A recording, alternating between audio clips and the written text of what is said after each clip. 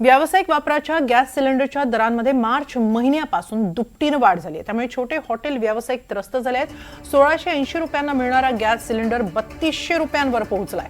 त्यामुळे पुन्हा एकदा हॉटेल चालकांना पदार्थांची दरवाढ करावी लागणार आहे। मात्र दरवाढ केली तर ग्राहक दुरावतील आणि दरवाढ नाही केली तर व्यवसाय अडचणीत येईल, अशा दुहेरी कात्रीत हॉटेल व्यवसाय सापडलाय।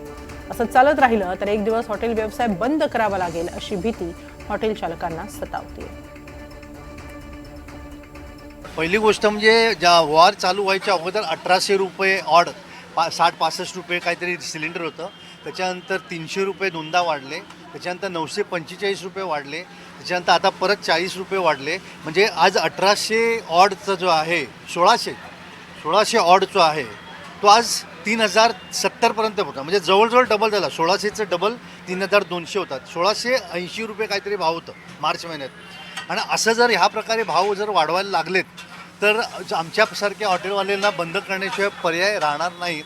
आणि आम्ही एसेन्शियल सर्व्हिसमध्ये यायला पाहिजे, कारण आम्ही लोकांना स्वस्त दरात चांगलं जेवण देतो, एम्प्लॉयमेंट देतो आणि अशा माणसाला एम्प्लॉयमेंट देतो की ज्याच्याकडे काहीच नाही, त्याला राहायला पण देतो, खायला पण देतो, पगार पण देतो। त्यामुळे आमच्याकडे एसेन्शियल म्हणून आम्हाला गॅस आणि इलेक्ट्रिसिटी ही स्वस्त दराने द्यावी अशी आम्हाला विनंती करायला लागेल।